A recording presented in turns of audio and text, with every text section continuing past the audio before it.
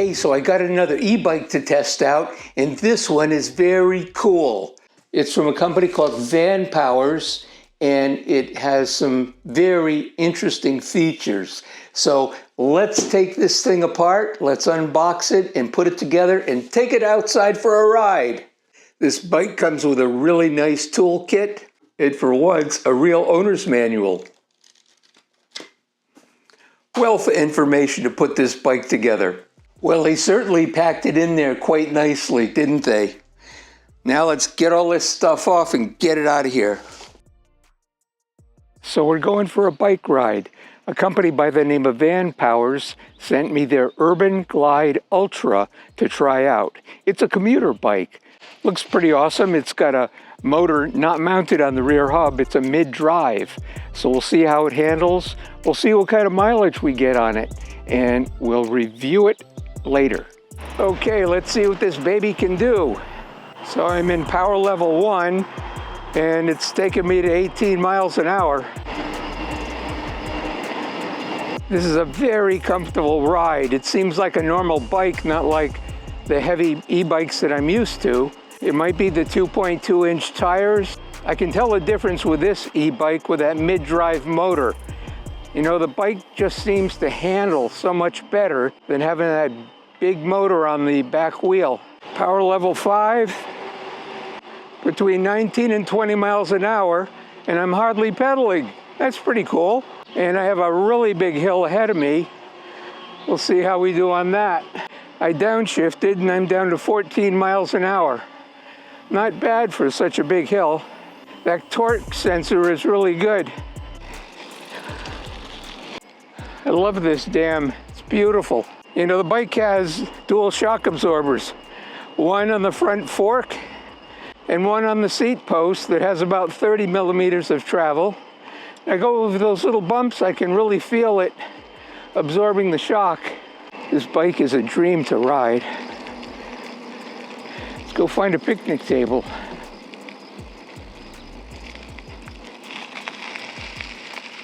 Well, I rode 2 miles from my car up to the reservoir here, and I've still got 95% battery.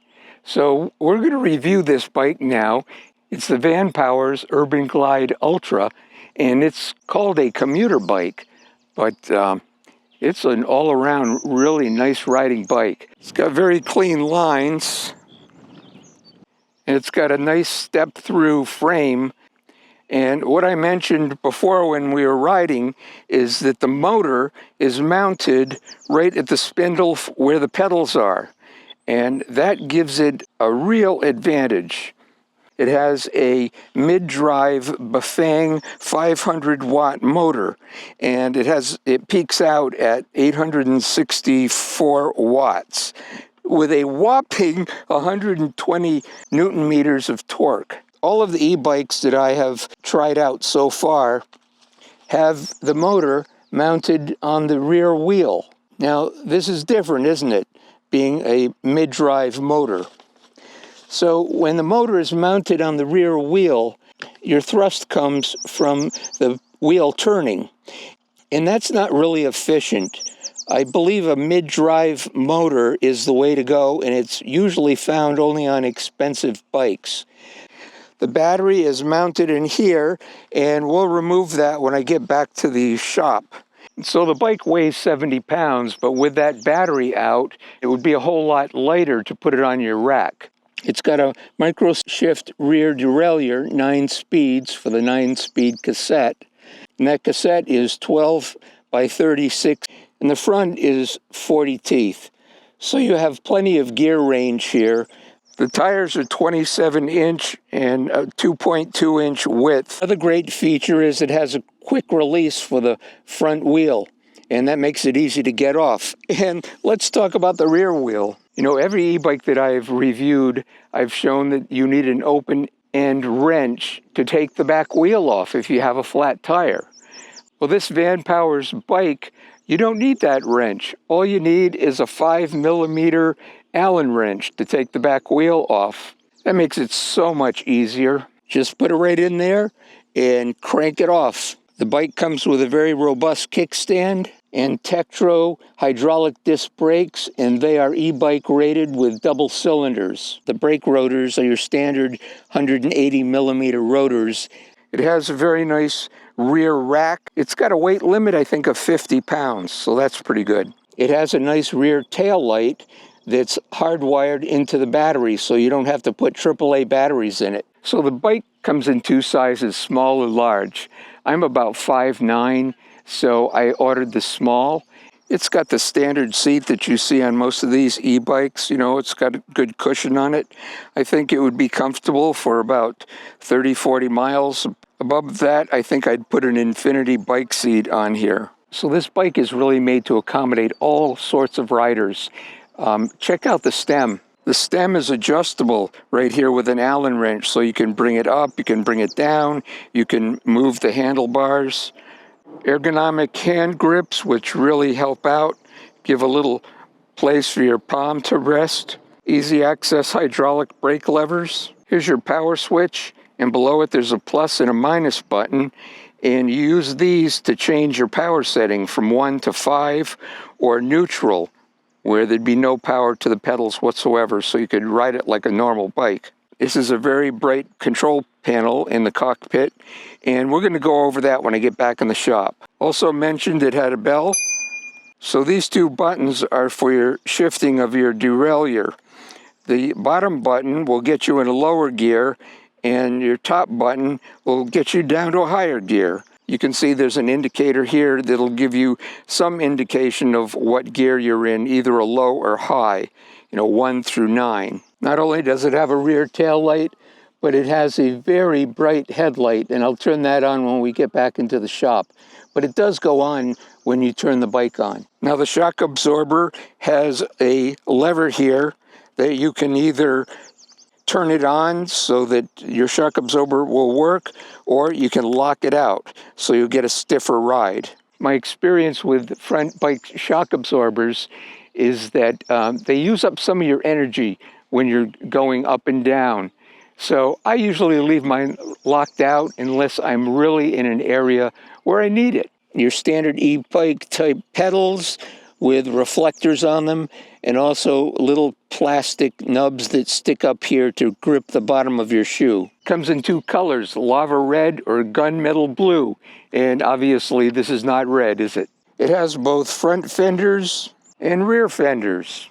So this is a Class 1 e-bike, and its top speed is about 21 miles an hour. It's a commuter bike. It's not meant to be a bike that's going to race around, and it's not meant to be an off-road bike. It can take some gravel roads, but nothing too serious. So the range is up to 70 miles. I think that would be in power level 1 and going maybe 10 to 12 miles an hour, which when you come to think about it, that's all you do in your commuter bike anyway. But let's see what we end up with a power reading when we get back to the car. Now let's go take it for another ride.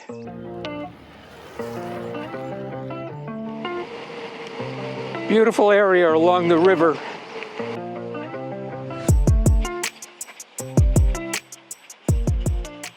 Well, I stopped right here along the river during my ride and got off the bike and checked something in my backpack, and sure enough, the back tail light's on, and so is that bright headlight. No batteries required.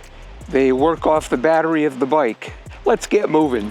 This is one of my favorite rides. Jen and I ride this very often, and there's a 1 mile hill near my car, and every e-bike that I try out, I take the bike up that hill and see if I can make it to the top. I've made it to the top on all of them so far. Let's see what this beautiful bike can do. Still have plenty of battery, 91% after 6 miles.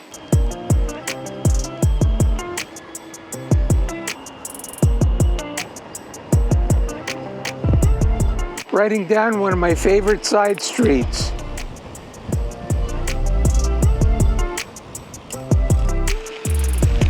The orange cones don't add much to the scene. Now let's go try that big hill. I always stop here to do the ultimate test of an e-bike. It's a 1 mile hill, it reaches grades of 8 to maybe 10%. So here we go. I've got it in power level 5, 14 miles an hour. I'm doing 19 miles an hour. That's impressive.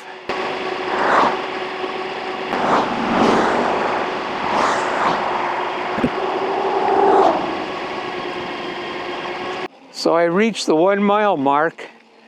So I'm at the top of the hill. I am impressed with this bike for only a 500 watt motor. I know it does peak out at 860 some watts, but that is very, very impressive. And we started with 87% battery at the bottom, and now we're at 80. Power level 5, all that torque going up the hill. I'm really impressed. So anyway, you gotta love these back roads of Connecticut. So far I've done 13 miles.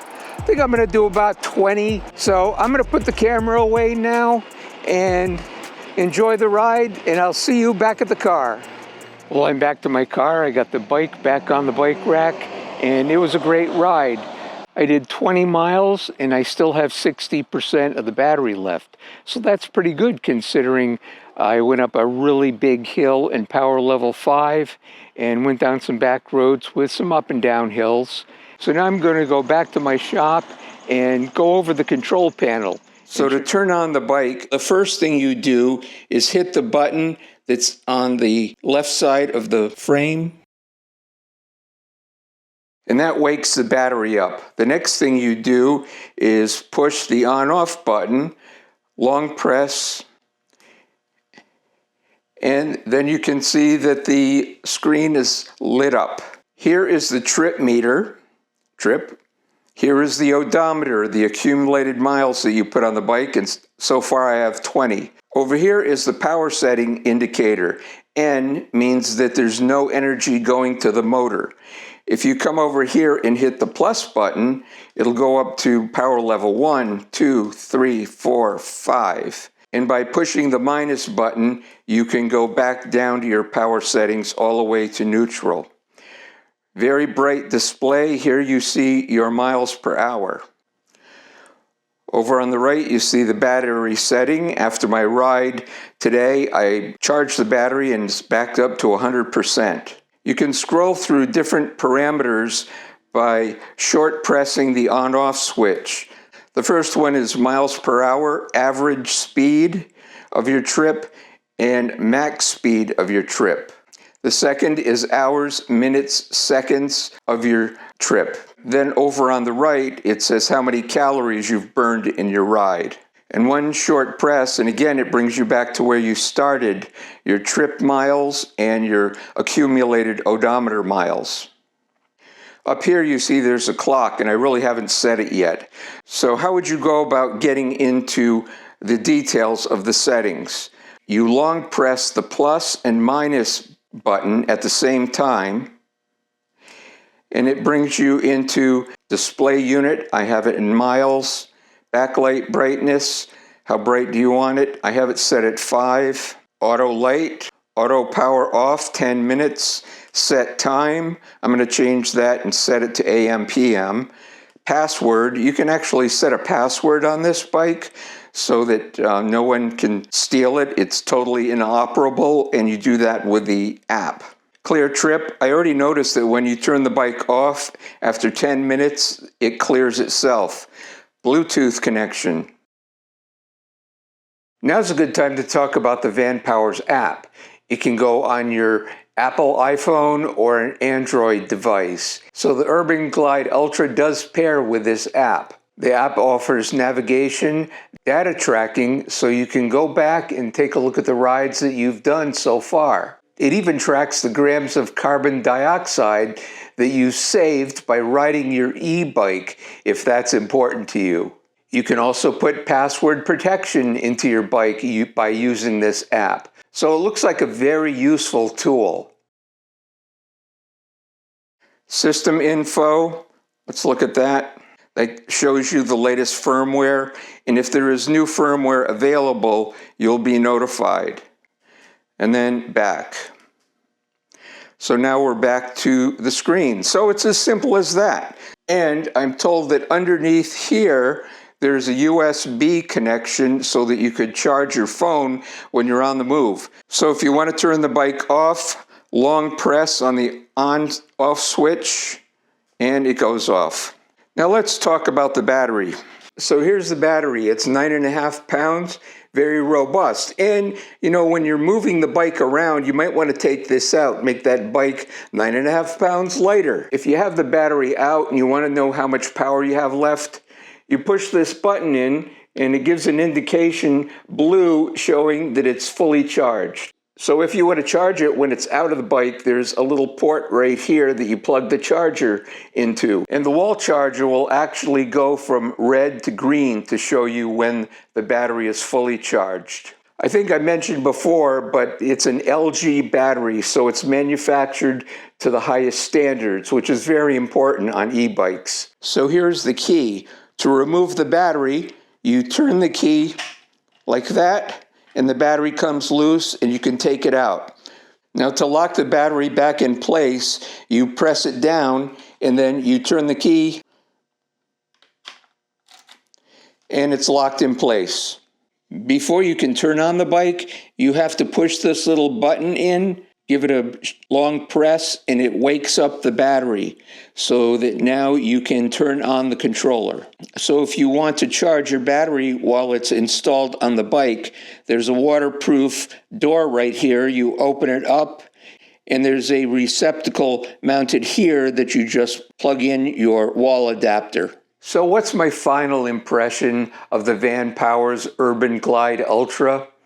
Well, it's a very smooth riding bike. I was so surprised. That mid-drive motor just makes it feel like you're riding a normal bike, but you've got a really big boost. I know when Jan takes this bike out for a ride, she's really going to love it. So if the bike looks like something that you may want to purchase, I'll leave a discount code in the description below so you can take advantage of that. So I'd like to thank you for going on this ride with me. And once again, I hope you're all having a great week. And as always, thank you and happy pedaling. 30 miles an hour with not too much trouble.